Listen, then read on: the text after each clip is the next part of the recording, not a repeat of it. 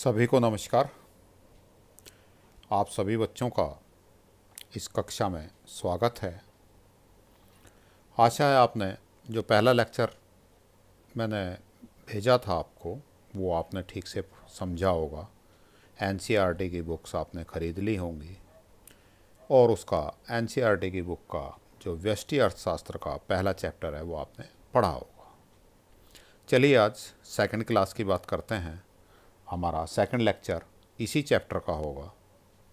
तो उस लेक्चर में शुरू करने से पहले हम बात करते हैं, पहले हमने पिछले चैप्टर में क्या क्या किया था। पिछले लेक्चर में हमने सिलेबस की बात करी थी, है ना। और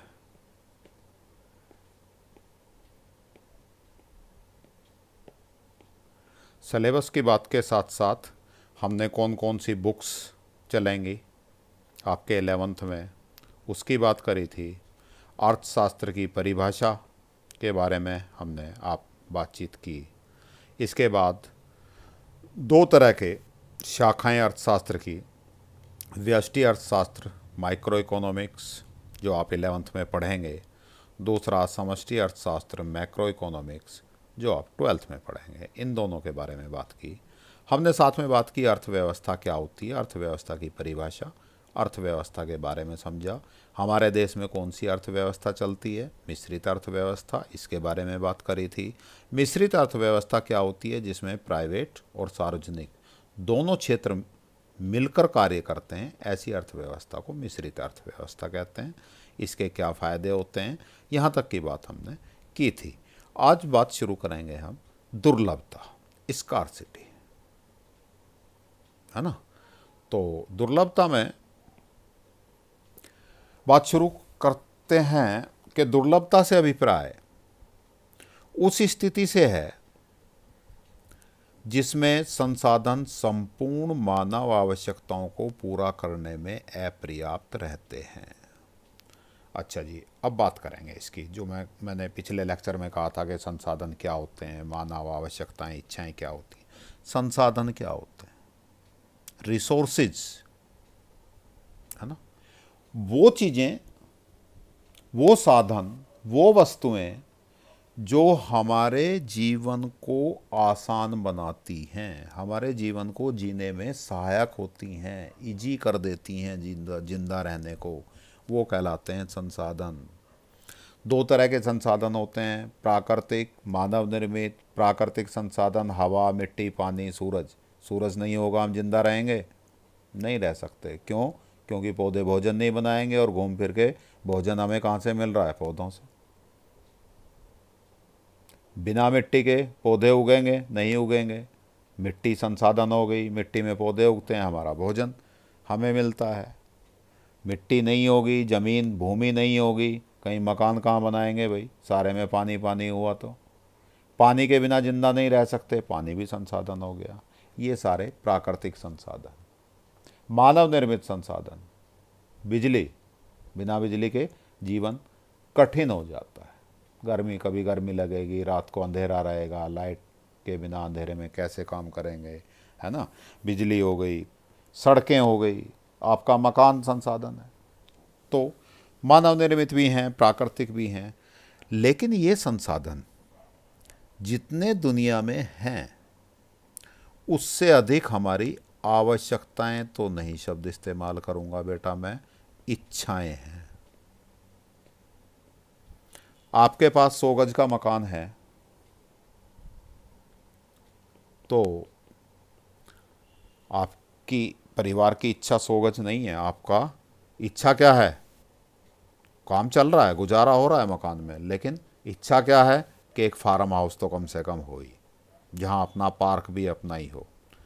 पानी आपके पास घर पे इतना आता है कि आप आराम से नहा धो लेते हैं, कपड़े धो लेते हैं, घर का किचन का काम हो जाता है। लेकिन इच्छा क्या है? यार एक स्विमिंग पूल तो हो घर में, आराम से अपना नहाए जिस दिन मन करे, स्विमिंग पूल में सारे में पानी भर लें, नहाए, है ना। तो इच्छाएं जितनी हमारी हैं उन सारी पूरी दुनिया के लोगों की, या भारत की बात करें तो मतलब अपनी अर्थव्यवस्था की बात करें तो हम लोगों की जितनी इच्छाएं हैं उतने संसाधन नहीं हैं। सब लोगों को अपने अपने मकान बनाने के लिए जितनी इच्छा है, जितनी बड़ी बड़े प्लॉट या ज़मीन की, उतनी ज़मीन है दुनिया में? नहीं है। किसी को खेत भी चाहिए, लंबे चौड़े फार्म हाउस चाहिए, है ना? या जितना पानी हर आदमी को जितना जितना चाहिए, नहीं है। बिजली आपको जितनी इच्छा है उतनी बिजली नहीं मिल रही, है ना? बहुत सारी चीज़ों में आप कटौती करते हो, जैसे एसी कम चलाते हैं हम, या चलाते ही नहीं हैं बहुत सारे परिवार। क्यों नहीं चलाते? ज़्यादा पैसा देना पड़ता है। फ्री में दुनिया भर की बिजली मिल सकती है सब लोगों को? नहीं मिल सकती, सीमित है। तो मानव की इच्छाओं को, आवश्यकताएं तो पूरी हो ही रही हैं सबकी, मानव की इच्छाओं को पूरा करने के लिए संसाधन अपर्याप्त हैं, अर्थात पूरे नहीं हैं। ये स्थिति कहलाती है दुर्लभता। समझ आई बात? ये स्थिति क्या कहलाती है बेटा? दुर्लभता। इसी स्थिति के कारण हमारी आप कह सकते हैं आर्थिक समस्या उत्पन्न होती है।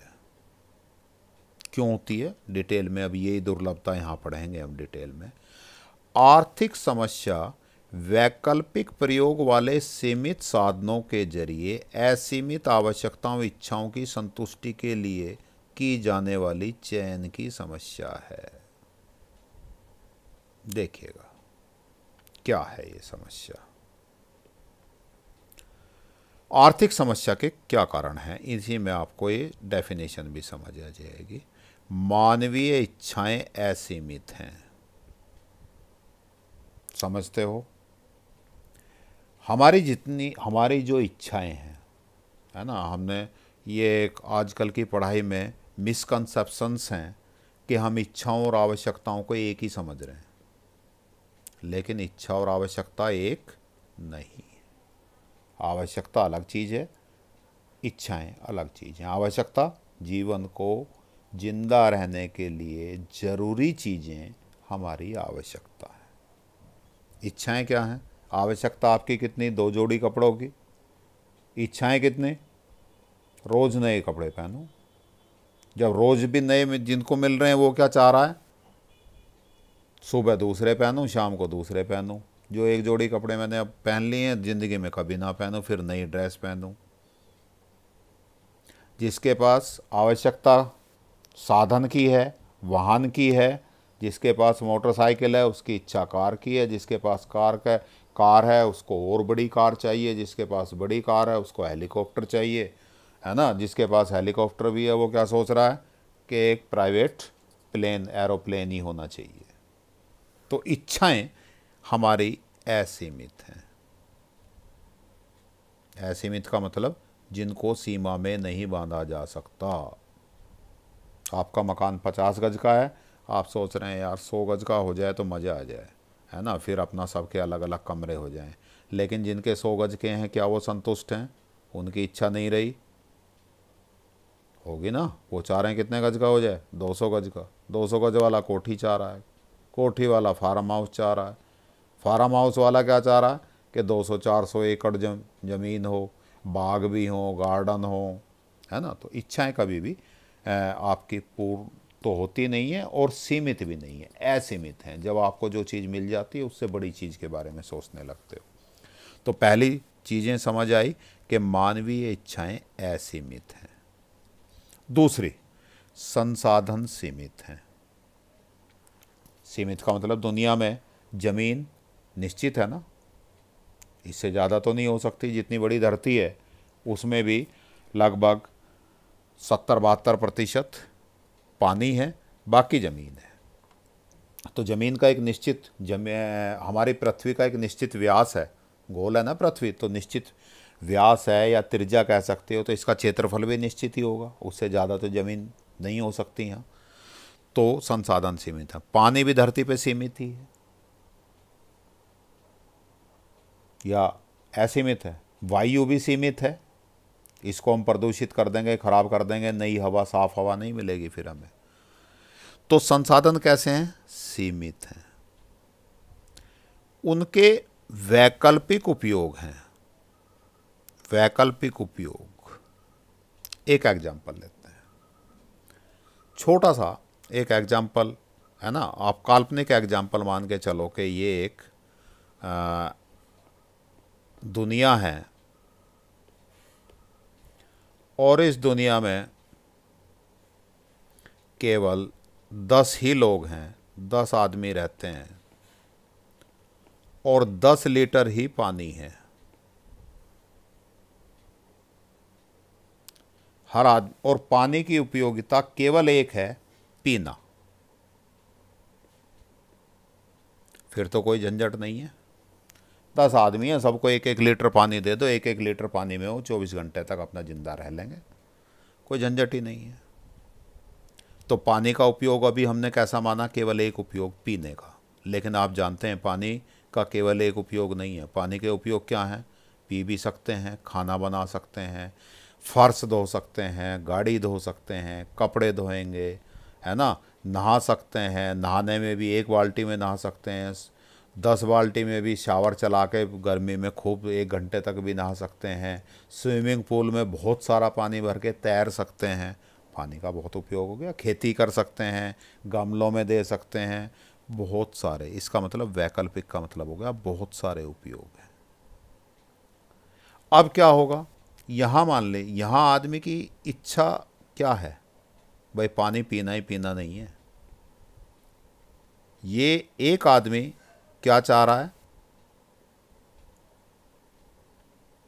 कि भाई, ये आदमी क्या चाहता है, भाई मुझे 10 का 10 लीटर पानी मिल जाए, है ना। रोज़ इसको कितना पानी मिल रहा है? 1 लीटर।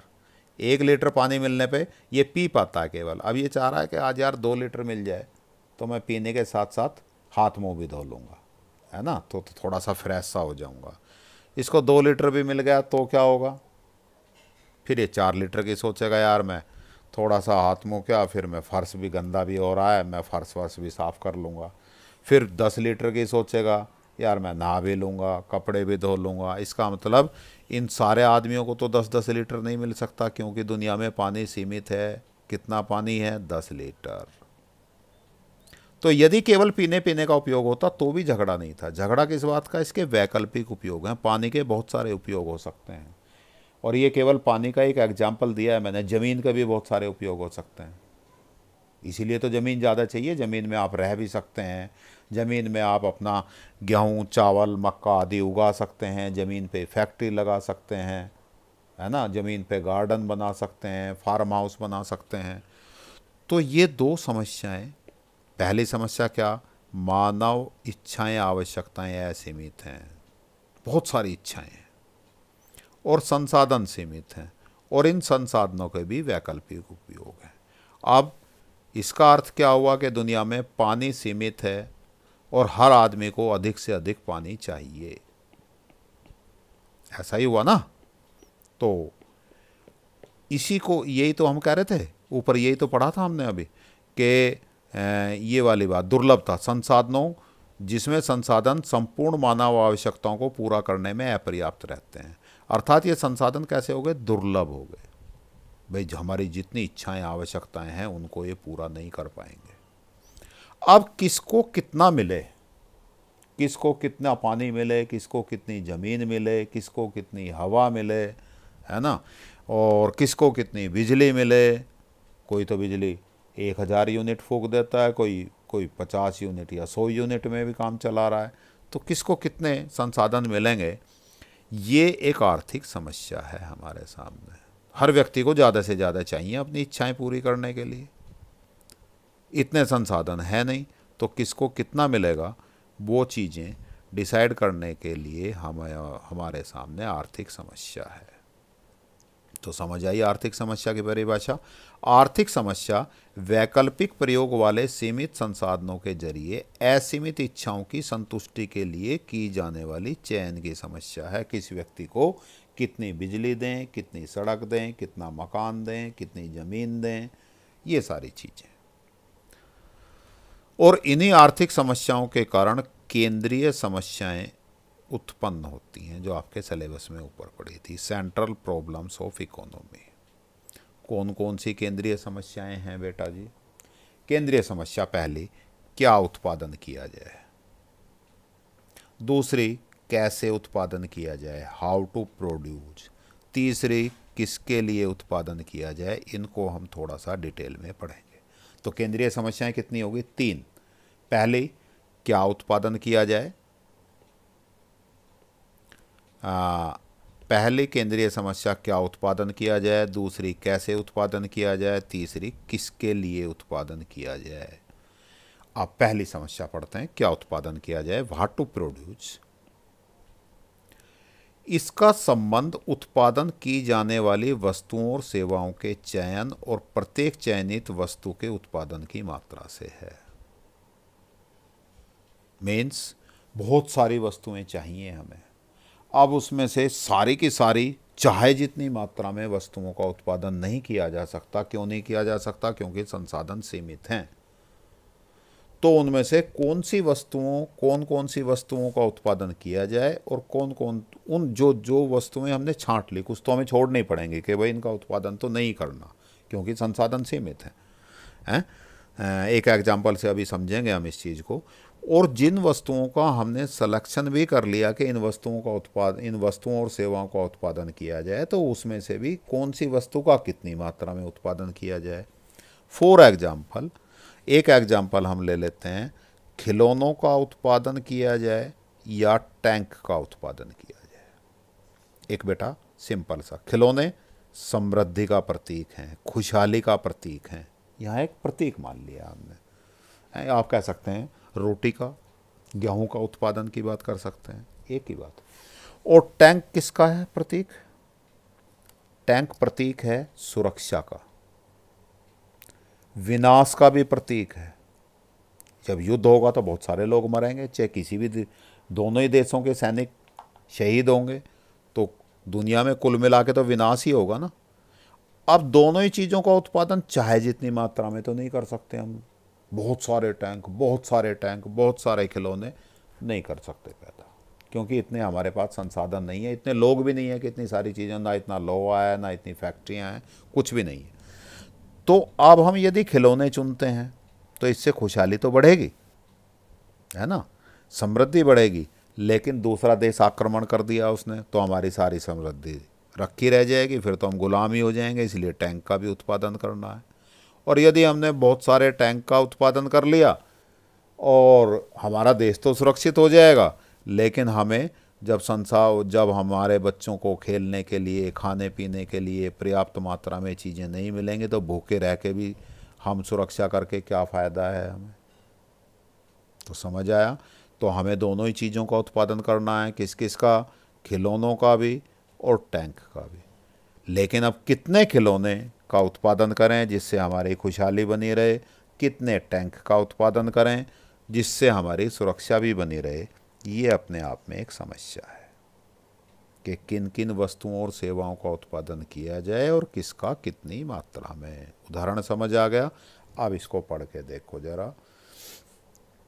इसका संबंध उत्पादन की जाने वाली वस्तुओं और सेवाओं के चयन से है। चयन का मतलब उन चीज़ों को चिन्हित करना कि कौन कौन सी वस्तुएं और सेवाएं उत्पादन करनी है, और प्रत्येक चयनित वस्तु के उत्पादन की मात्रा से है कि कितनी मात्रा में उत्पादन करनी है। जैसे यहाँ खिलौने और टैंक।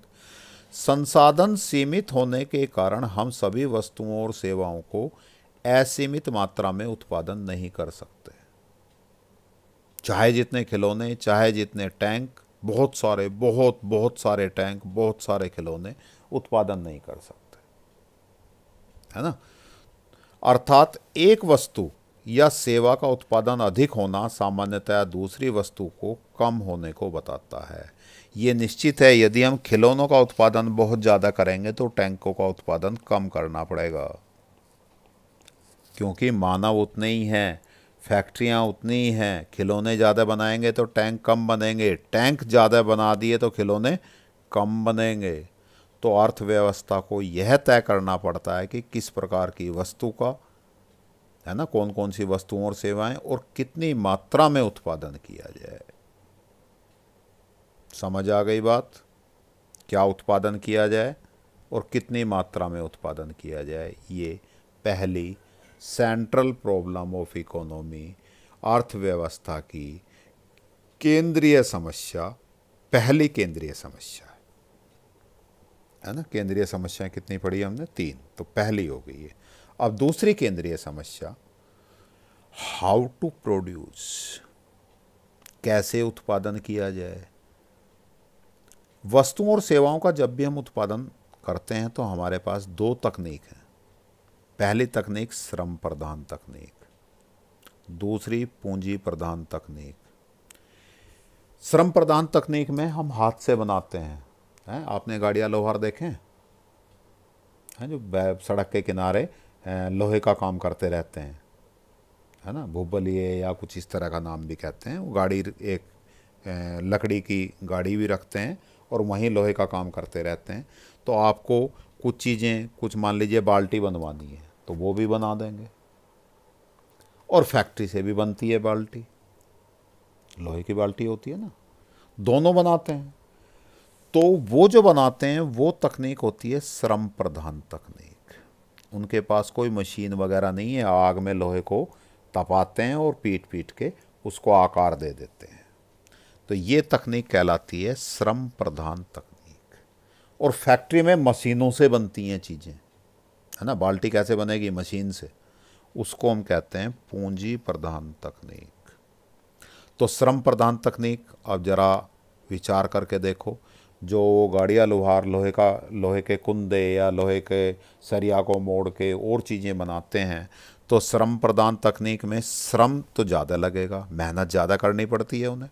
भट्टी में तपाएंगे, फिर हथौड़े से चोट मारते रहते हैं, और पूंजी कम मात्रा में, लागत कम आती है। बस जो लोहे की सरिया है वही लेनी है, बाकी तो उनके पास एक भट्टी बना ली थी कभी शुरू में, तो वही भट्टी चलती रहेगी, कोयला डाल के आग जला लेते हैं, फिर अपना चोट मार के बना लेते हैं। तो नया काम धंधा शुरू करने के लिए उन्हें पूंजी की कम मात्रा में आवश्यकता होती है और श्रम की अधिक मात्रा में। श्रम ज़्यादा चाहिए, पूंजी कम चाहिए। अर्थात जिसके पास पैसा कम है उस और आदमी ज़्यादा हैं, तो वो क्या करे? श्रम प्रधान तकनीक का प्रयोग कर ले। और यदि आदमी के मानव कम हैं और साथ में हम बात करें पूंजी खूब सारी है, अमेरिका वगैरह देश हैं जैसे, तो उसमें क्या होगा? वो कौन सी पूंजी प्रधान तकनीकी का उपयोग करेंगे। तो श्रम प्रधान तकनीकी का एक फ़ायदा भी है, वस्तु की गुणवत्ता। इसमें श्रम प्रधान तकनीकी में ये नुकसान है कि वस्तु की गुणवत्ता निम्न होती है। इतनी अच्छी बाल्टी नहीं बना के देंगे वो आपको, है ना, जितनी अच्छी मशीन से बन के आएगी। या उनसे कोई और चीज़ बनवाने लगें आप, लोहे की कोई स्टैंड बनवाएं, तो इतना बढ़िया और सुंदर स्टैंड नहीं बना सकते जितना बढ़िया और सुंदर स्टैंड मशीनें बना देंगी, फैक्ट्री में बनेगा। और लंबे समय में वस्तु की लागत भी अधिक आती है, वो बनाने में पैसा ज़्यादा लगता है। शुरू में तो पूंजी कम लगी, वो सामान वगैरह, भट्टी और वो हथौड़े और वो चीज़ें इकट्ठी करने में और काम शुरू करने में, लेकिन प्रति व्यक्ति वस्तु की प्रति वस्तु लागत बढ़ जाती है। उधर पूंजी प्रधान में पहले पैसा बहुत सारा लगता है, सब ऑटोमेटिक मशीनें लगेंगी, प्लांट लगेगा, पूरा एक बिल्डिंग चाहिएगी बहुत बड़ी।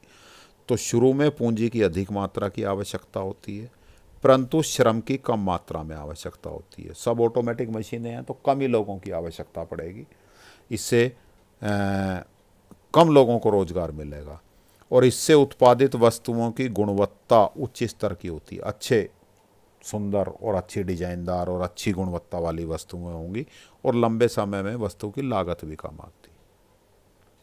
तो अब हमारी अर्थव्यवस्था को ये निर्धारित या ये सलेक्शन करना होता है कि हम कौन सी श्रम प्रधान तकनीक का इस्तेमाल करें या पूंजी प्रधान। श्रम प्रधान तकनीकी के क्या फ़ायदे होंगे? कम पूंजी में शुरू हो जाएगा काम, श्रम की अधिक आवश्यकता होगी अर्थात ज़्यादा लोगों को रोज़गार मिलेगा, लेकिन वस्तु की गुणवत्ता निम्न होगी, घटिया वस्तु बनेंगी और वस्तु महंगी भी पड़ेगी। चाइना सब फैक्ट्रियों में बना रहा है, तभी तो ये चाइना का माल सस्ता आता है। सब कैसा है? पूंजी प्रधान तकनीक से बना रहा है। पूंजी प्रधान तकनीक में क्या होगा? शुरू में पूंजी की आवश्यकता अधिक होगी, अर्थात देश को एक फैक्ट्री लगाने में बहुत सारा पैसा लगाना पड़ेगा, है ना। श्रम की मात्रा कम मात्रा में आवश्यकता होगी, अर्थात फिर भी लोगों को रोज़गार कम मिलेगा तो बहुत सारे लोग बेरोजगार रहेंगे, लेकिन फ़ायदा क्या होगा? वस्तु की गुणवत्ता ज़्यादा होगी और लंबे समय में सस्ती भी पड़ेगी। तो ये सारे गुण और दोष देख के हमें निर्धारित करना पड़ता है कि हमें कौन सी तकनीकी से कौन सी वस्तु या वस्तुओं और सेवाओं का उत्पादन करने में कौन सी तकनीक का इस्तेमाल करें, श्रम प्रधान तकनीक का चयन करें या पूंजी प्रधान तकनीक का चयन करें। ये सब सेंट्रल प्रॉब्लम है। तीसरी केंद्रीय समस्या है किसके लिए उत्पादन किया जाए, फॉर होम टू प्रोड्यूस। इस समस्या का अभिप्राय उस वर्ग के लोगों से है जो वस्तुओं का उपयोग करेंगे, गरीब वर्ग या अमीर वर्ग। फॉर एग्जाम्पल हम एक सिंपल सा एग्जाम्पल ले लेते हैं कि भाई अमीर वर्ग को एसी चाहिए और गरीब वर्ग को पंखे से भी काम हो जाता है। एसी खरीदने की तो उन बेचारों की क्षमता ही नहीं है, तो पंखों का उत्पादन किया जाए या एसी का उत्पादन किया जाए। एसी के उत्पादन में उत्पादक को प्रॉफिट ज़्यादा होगा, पंखों के उत्पादन में क्योंकि गरीब आदमी है बहुत ज़्यादा पैसा नहीं दे पाएगा, इसलिए प्रॉफिट अपेक्षाकृत कम होगा। तो किसके लिए ज़्यादा वस्तुओं का, पंखों का ज़्यादा उत्पादन करें या एसी का उत्पादन ज़्यादा करें? तो वस्तुओं का उत्पादन गरीब और अमीर में से किसके लिए कम और किसके लिए ज़्यादा करें, पहली समस्या। इसी में ही उत्पादन से होने वाली आय, जो प्रॉफिट होगा, वो उत्पादन के साधनों के बीच कैसे हो, उसका वितरण, आय का, आय कैसे कैसे बटे। उत्पादन के साधन क्या क्या होते हैं बेटा, इनको याद कर लेना। भूमि, श्रम, पूंजी, उद्यम वृत्ति। थोड़ा सा बता देता हूँ, कभी फिर आगे वाले चैप्टर में डिटेल में बात करेंगे। किसी भी वस्तु के उत्पादन के लिए हमें 4 चीज़ें ज़रूरी चाहिए, पक्की चाहिए। इनके बिना किसी भी वस्तु या सेवा का उत्पादन नहीं हो सकता। पहली, भूमि। भूमि का अर्थ है कि कोई फैक्ट्री लगाएंगे, कोई डॉक्टर अपनी दुकान खोल के सेवा शुरू कर रहा है, उस सेवा के लिए भी, दुकान के लिए भूमि चाहिए उसे। और तो इसका अर्थ हुआ कि भूमि के बिना उत्पादन नहीं होगा। गेहूँ, चावल, खाद्यान्न वस्तुएं, खाने पीने की जितनी है, इनके लिए तो भूमि चाहिए ही चाहिए। बाकी स्कूल भी खोलना है तब भी ज़मीन चाहिए। सेवा का उत्पादन कर रहे हैं ना, शिक्षा सेवा का उत्पादन कर रहे हैं, अस्पताल खोलना है तब भी ज़मीन चाहिए। तो हर जगह भूमि पक्का चाहिए। श्रम, श्रम का मतलब है मेहनत, मजदूर। तो मजदूर तो चाहिए ही चाहिए, किसी में कम किसी में ज़्यादा। गेहूँ का उत्पादन करना है, हमारे पास ज़मीन खाली पड़ी है तो अपने आप तो उत्पादन हो नहीं जाएगा, मजदूर चाहिएंगे। फैक्ट्री में ज़मीन पे हमने फैक्ट्री भी खड़ी कर ली तो अपने आप तो उत्पादन कर नहीं देगी, ब्रेड बना नहीं देगी वो, है ना, क्या उसमें लेबर चाहिए, मजदूर चाहिए। पूंजी, इन सारे कामों के लिए पूंजी चाहिए।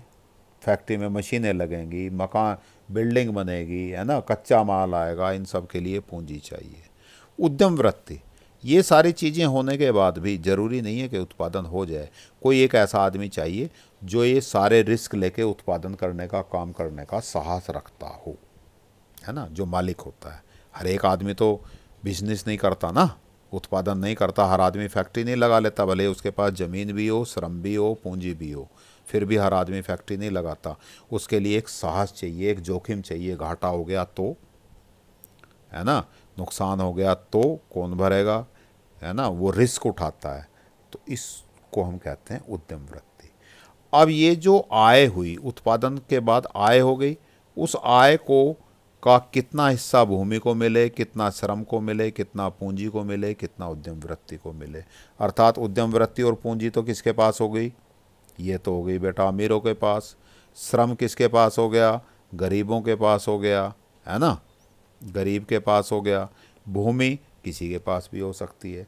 तो अर्थात जो प्रॉफिट हुआ है उसको में कितना हिस्सा गरीबों को मिले, कितना हिस्सा अमीरों को मिले, ये सारी चीज़ें हमें इसकी तीसरी प्रॉब्लम है, जो केंद्रीय समस्या है, किसके लिए उत्पादन किया जाए। इसके 2 हिस्से हो गए बेटा जी, है ना। एक हिस्सा अमीर और गरीब में से किसके लिए कम उत्पादन, किसके लिए ज़्यादा उत्पादन, और दूसरा उत्पादन से होने वाली आय का वितरण उत्पादन के साधनों के बीच कैसे हो। नेक्स्ट बात करते हैं अवसर लागत की, अपॉर्चुनिटी कॉस्ट। अवसर लागत एक अवसर की हानि के रूप में दूसरे अवसर का लाभ उठाने की लागत है। एक एग्जाम्पल से समझ लेते हैं, फिर आपको परिभाषा याद करने में आसानी हो जाएगी, है ना। यदि किसी के पास रोजगार के 3 विकल्प हैं, आपके पास, आपके सामने नौकरी, 3 नौकरी रखी हुई हैं, कोई सी भी ज्वाइन कर सकते हैं आप, कोई सी भी नौकरी शुरू कर सकते हैं। पहला विकल्प ए 10,000 रुपये प्रति माह वेतन, दूसरा 15,000 का, तीसरा 20,000 का। तीनों में से आप किसे चुनेंगे बेटा? तीनों की परिस्थितियां समान हैं तो सी विकल्प का चयन करेगा वो व्यक्ति, सी को चुनेगा। क्यों चुनेगा? 20,000 रुपये मिल रहे। तो सी विकल्प की अवसर लागत 15,000 रुपये है, क्योंकि ये 20,000 की नौकरी तभी कर सकता है जब वो 15,000 वाली नौकरी छोड़ दे।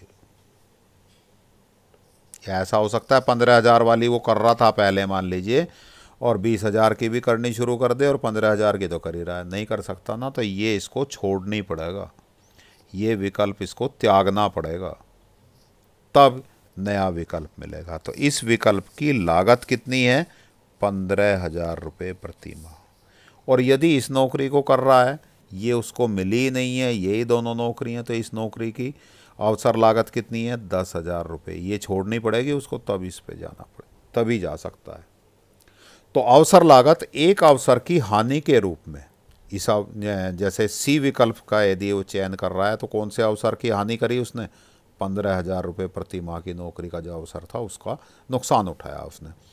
एक अवसर की हानि के रूप में दूसरे अवसर का लाभ उठाने की लागत है, इसे दूसरे अवसर की हानि के रूप में व्यक्त किया जाता है ना।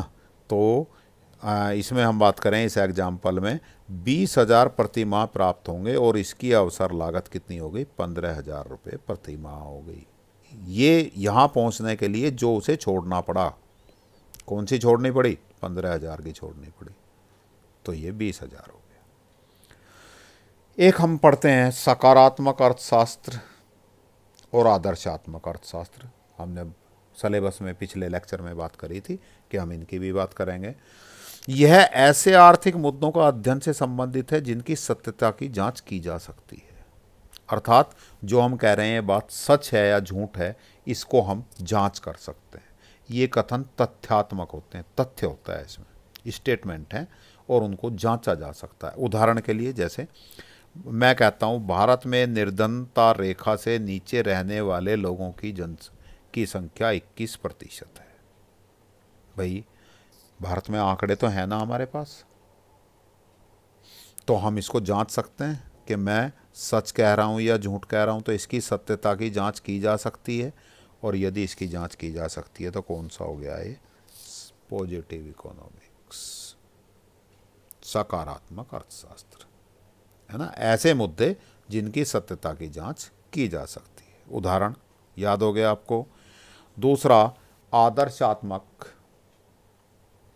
अर्थशास्त्र, नॉर्मेटिव इकोनॉमिक्स, यह उन आर्थिक मुद्दों के अध्ययन से संबंधित है जिनमें सुझाव अथवा विचार व्यक्त किए जाते हैं। इन कथनों की सत्यता की जांच नहीं की जा सकती, तथ्य नहीं है, अपने विचार हैं, सुझाव दे दिया।